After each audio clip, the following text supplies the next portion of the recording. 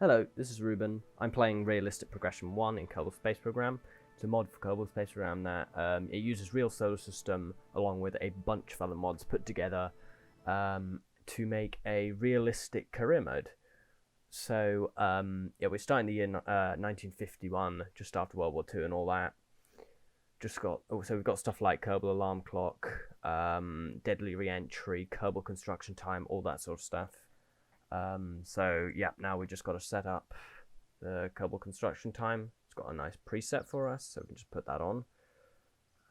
Yep, retirement date's not very important, but most importantly, we have to go to the tracking station because we're not playing as America. Of course, we're not playing as America. We're going to play as Australia, or well, it would have been a British Dominion at the time, I believe, or at least the Woomera was the British launch site for the Black Arrow program, the only rocket to ever go into orbit made by Britain. We cancelled it, so that's cool.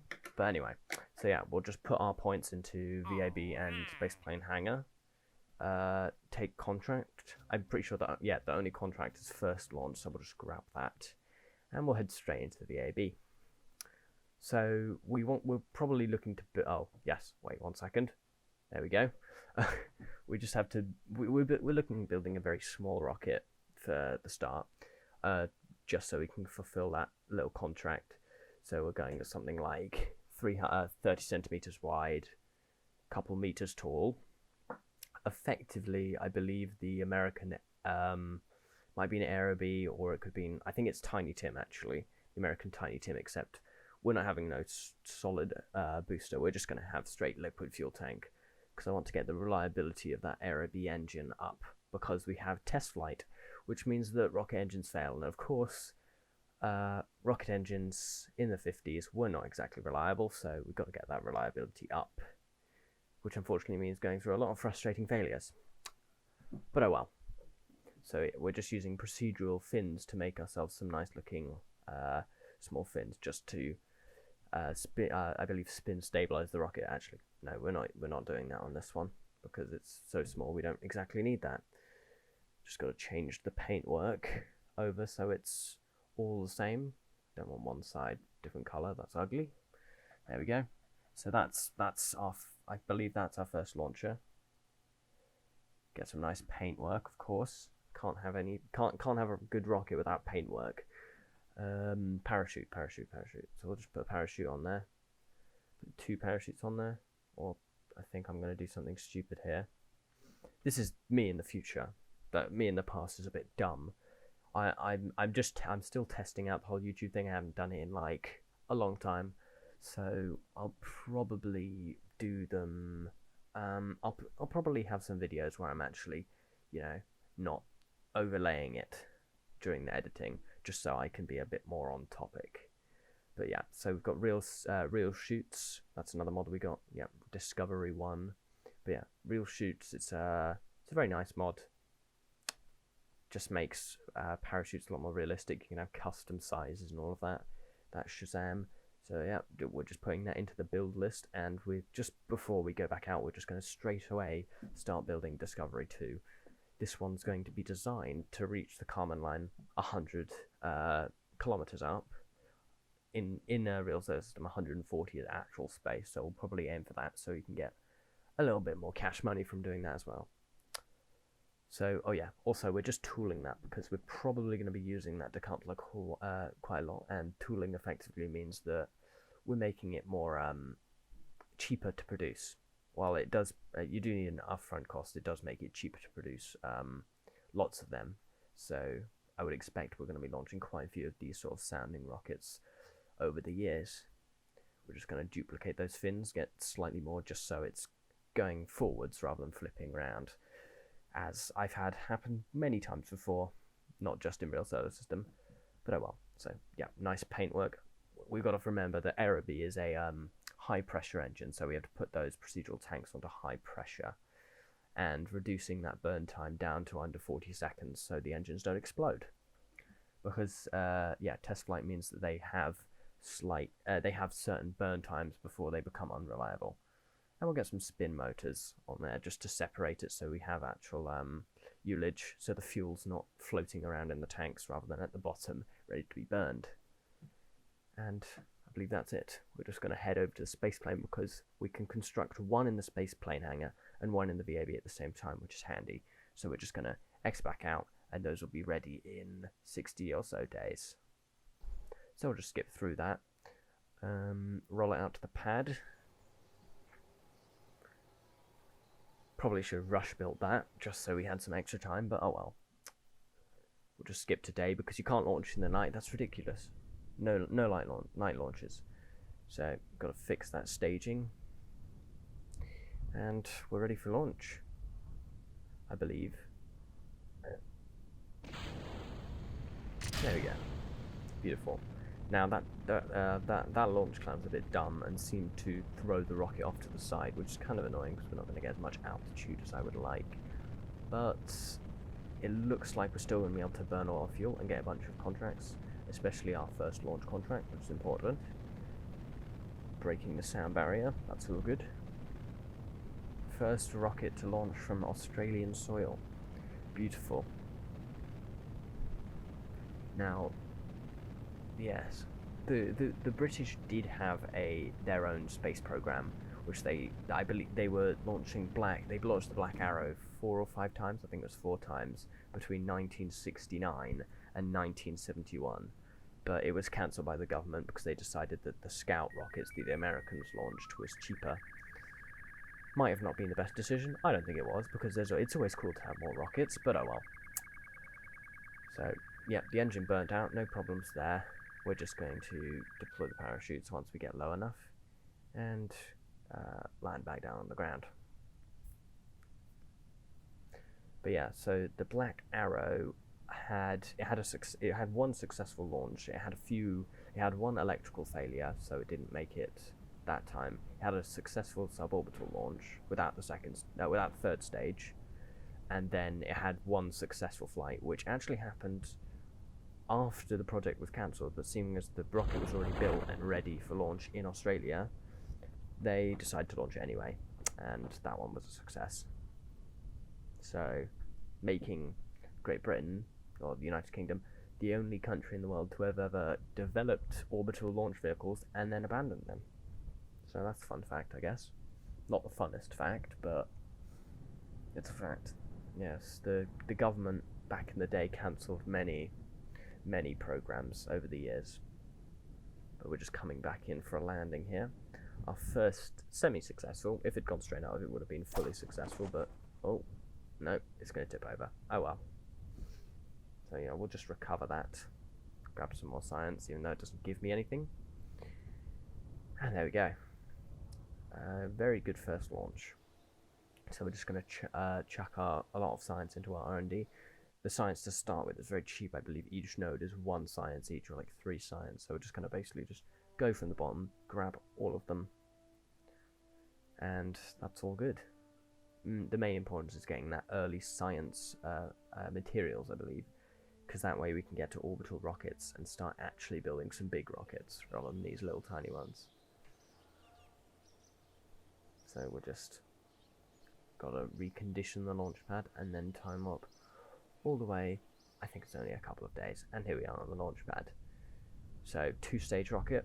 Hopefully we'll make it to space. A lot of new things being tested here. So we have ignition of both engines.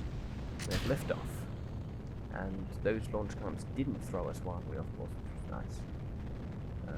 It's slightly spin stabilized just in case we have any sideways movement force. Thankfully we don't, so we just have a nice little spin. And one of the engines failed, of course. Yeah, as I said, engines these days not very reliable, so I guess having the aerobie fail now means that it won't fail on later down the line. Also, the fact that it didn't just spin out of control is quite amazing. And yeah, well, the only reason it didn't do that is because it's a Australian/British launch vehicle. American ones would have fallen over. Clearly, 100%. But anyway, so we're just going to grab our pressure scans, hopefully head out of the atmosphere. Now, even with one of the engines failed, we still seem to be getting quite far, which is nice. This engine will probably cut out very shortly, given that it's way over its burn time at this point. It's not supposed to be burning for this long. But we still got a decent speed out of it, despite the engine failure on the first stage, which is nice. Yep, there we go, engine failure. So we're just going to coast up a small bit, and then, yep, decouple. So we use the separation motors to use the motor, but no, the Separatrons didn't last long enough for the engine to kick into action, so the fuel just, it didn't make it to the engine, so we had engine cut off, unfortunately. So this is a failed launch. So this is just going to go up to about 25 or so thousand meters and then drop back down again. Not the most successful launch, but it's certainly, there's lessons to be learned, which is nice. Only just going to arm one of those parachutes because we don't need both of them. Oh, never mind. Yeah, we're just going to come all the way back down now. Taking a look at our contracts. Coming in quite fast, which alarmed me in the past.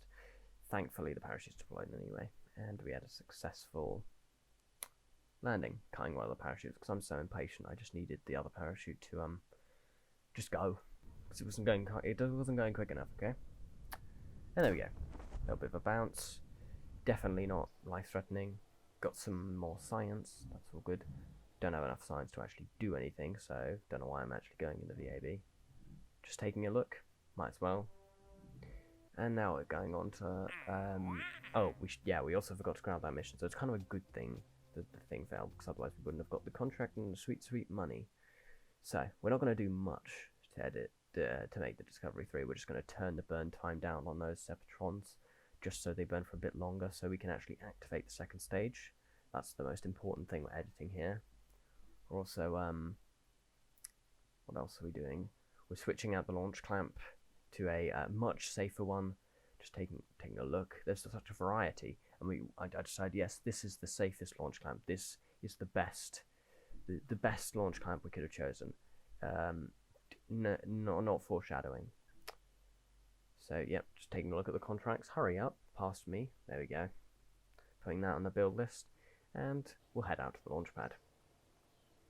Oh, we're rush building it because the last one didn't go so well, so I wanted to hurry it up, and we have a bunch of money, so I might as well. Just time warping there, and we'll get out to the launch pad. Here we are. Now, with the new launch clamp, everything should go spectacularly. There's nothing that can go wrong with this rocket. So we'll have engine ignition, all engines united, and oh shit. Yeah, so turns out this launch clamp wasn't the best, so I'm just gonna get rid of that. Just get it out. Bad launch clamp. I didn't like it anyway. It was pretty ugly. So we're just gonna make a new launch clamp, a custom launch clamp, and here we are. Absolutely beautiful. Perfect in every way. This one is the truly perfect launch clamp. Get that, jets in there, and boom. Perfect. Beautiful. Now, if that's not a way to, if that's not lift off with style, then I don't know what is. Anyway, so we have good ignition on both the engines, which is good. And of course, no, never mind, engine failure. So we're gonna have to fire the engineer that's making these engines. It's the same right engine every single time. We're just gonna have to fire them, get a new person. Thankfully, once again it happened, the engine failure happened basically the same time as in the last mission, so no issue with the stability of the rocket because we have so many fins, and also hopefully as long as this burns full we should still have the delta V needed to reach space. So we're just going to keep burning this until engine cut out. It's quite a nice little rocket. I quite like how it looks. It's very nice. Anyway, engine cut off any second now. Then we can have second stage ignition. Onwards into space. And engine cut off any second now. There you go. So we're going to activate those Separatrons. These Separatrons last much longer, giving us time to ignite that engine, and boom. We've got a successful ignition on our second stage. Absolutely beautiful. And that will surely push us high enough to get to space. So yeah, we'll just head up out of the atmosphere. The engine burn isn't as long as the one on the second stage. Actually, wait, I think it might be the same amount of time, so I'm basically just talking baloney. But whatever. You can see the curvature of the Earth finally. So basically, we have proven that the Earth is indeed a sphere, which is nice. It's not flat. Completing a bunch of contracts on our way up, getting a lot of that cash money in, which is good. Also doing a bunch of science. Now, the science seems to be a bit glitched, because every time I transmit the science, I get the science, but then I click on it again, it says I can transmit it again and get the science again, even though it doesn't work. So I'm not sure what that's about. I guess in the future I'll just keep the science and recover it. And we passed the Carmine line, so that's our Carmine line contract done, and we're officially in space as far as Realism Overhaul goes now. And we're grabbing our... listen to that beautiful music. It's exactly what every KSP player wants to hear. We're just going to transmit some more science from space. We should get a ton of science from the mission. Allow us to research a bunch of good old, some good stuff. Just some lovely, some good video from space. Send that back to mission control as well. Lovely. And now we've got re-entry. So we do have parachutes on this. Oh, Chatterer. I've got the Chatterer mod. I'm probably going to turn that off next time. It's just, I don't know, just add some ambient noises. Like when you've got crew, they just talk. But anyway, so we're re-entering. Unfortunately, rockets, the atmosphere, especially going fast, the atmosphere doesn't particularly like rockets. So I don't believe this re-entry is successful. Yeah, the whole thing just kind of explodes and just crashes down on the ground. Not the best thing that could have happened. We're just transmitting some science quickly. I'm pretty sure that's the glitch science that I was talking about a minute ago, because we seem to transmit the same science twice. Anyway, we're just coming down, fast forward it all the way down to the ground. Not the most eventful landing, it's just, well, at least we get to see some explosions, and every Kerbal loves some explosions, so that's good. And kablamo. Oh well. So, a partial success, I would say, once again. Well, as far as money, it cost about it was under $1 grand, and it earned us 50 grand. So from a money point of view, it was an astounding success. Didn't get as much science as I thought we would. Only really enough to get that early rocketry trap, which basically just gives us a bunch of upgrades for our engines, which is very handy. So, back for Discovery 4. We're not going to... I think we're just gonna get rid of that stupid launch clamp design. Absolutely ridiculous. As much as the propaganda ministers said that it was good, it was not good. It was, it looked cool, but it may be bad for future launches. So we're just going to, first of all, move those parachutes up, because I just plan to ditch that, basically land a small capsule. Gonna shrink down, get ourselves another little decoupler, 0.3 meter size this time. Gotta change the colors and tool it.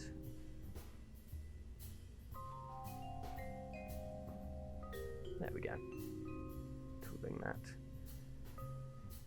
And we're just, I think I'm just, yeah, applying symmetry to those parts, just to make sure that they actually work. Because those real shoots seem to be a bit glitchy sometimes, where one will be really big and one won't, which is kind of annoying. But oh well. There we are, and that is Discovery 4. Oh, get that decoupler off there. We're going to put on a new launch clamp. I'm just going to look around. Nope, that's definitely our launch clamp. That one's too big. No, I don't really feel like using that one. Oh well. No, that one doesn't work. That one's too big. That one's way too big. Let's get that one out of there again. And I think we'll just settle for the thin one again. We'll just mount that somewhere there. There we go. Bit precarious, but at least it's not going to knock the rocket sideways this time, which is good. Oh, and also I think do we duplicate the engine on this one? I think that's the next one. And then on the next rocket, we decide to up the engines. Well, you'll see why. And I think we are ready for launch. If I stop randomly pandering around, looking at the missions, all that sort of good stuff. Hurry up. We've got a time schedule. We have to beat the Russians to orbit. And then to the moon. There we go. Oh, what am I doing here? I can't actually remember. Oh, yes, of course. I'm putting on some biological samples. Bro, cut me off. What bad? Okay, so it's nighttime launch. Nope. We can't launch at nighttime. Nighttime's bad. That's when the mobs come out. Alright, so just doing some science, even though we know exactly what it would look like, so it gives us zero science. And we have ignition, successful ignition, and liftoff. An uneventful liftoff this time around, which is nice. So we fired the old engineer, so hopefully this time the engines will actually work as they're supposed to work. Fingers crossed, basically. Never mind. So the engine exploded this time. So that's three engine failures in a row. So basically, we're just going to have to scrap the entire rocket team and just hire a new one, because we have infinite amount of people, clearly. So yeah, and unfortunately, because of that engine failure, it occurred much earlier in flight than in the last launches. We haven't got enough speed yet for us to make it out of the atmosphere. So yeah, it's kind of sad. It's kind of it's amazing to me that this rocket is still stable with that one engine asymmetrically burning there now. I guess it's just it's because it's so it's such a slim rocket that it doesn't really mean much when with the thrust being slightly off, especially with so much fin stabilizing. So engine cut off. And the engine actually burned way over its burn time, which is nice. But yeah, separation, and we've had a successful ignition of the second stage. I might as well speed this up. But yeah, this second stage has been probably the most successful part of the rocket so far. Not a single failure, apart from the first one, but that was my fault. So, yeah. And there's the science glitch again, I'm just confused. So I transmit the science again, of course. And it doesn't seem to... Yeah, doesn't seem to give me any science, so I'll just jettison that. We do reach 100 kilometers, which is effectively space, but not quite the 140 kilometers of real solar system space. So we'll just re-enter again, testing the parachutes. Well, at least we'll go to test the re-entry and see if we actually make it through this time. And of course we do. This is all sped up, by the way, if you're wondering why it's so fast. Yeah, and we've had parachute, and that's all good. Beautiful. And yeah, almost perfect mission apart from the engine failure. Otherwise, if the engine didn't have failed, it would have been an absolutely perfect mission. Yeah, beautiful touchdown in the outback of Australia. And we even balanced it like that. That's pretty epic. So just grab some more science apparently, and we'll just recover that. Got some more science. I don't think we got enough. I think I'm just going to check anyway, probably, because I'm very impatient. I want to get all of that science done. I think I might, yeah, because I want to save up for that early material science, and then I can get the satellite material science. We can go for orbit. So we're not going to change much on Discovery 5. We're literally just going to. I believe I look at the X11 engine. That one, the XLR11, which is the engine used on the X. I don't know what it is. The X planes, the early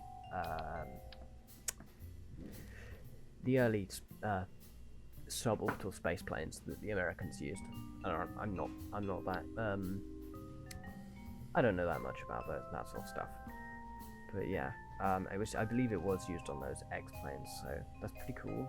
However, it's slightly too big, so we're just gonna use the Aerobee again. Plus, we have got a lot of data on the Aerobee, so and I up it to 3 engines just so we have. First of all, we have redundancy, and second of all, if we have an engine failure, we still have 2 extra engines, which means we have a lot more. We still have more than enough thrust to get ourselves out of the atmosphere. And with the extra engine, we'll just extend the fuel tank a little bit. That'll increase our delta V as well.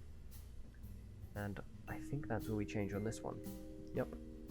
And we'll head out to the launch pad. Here we are.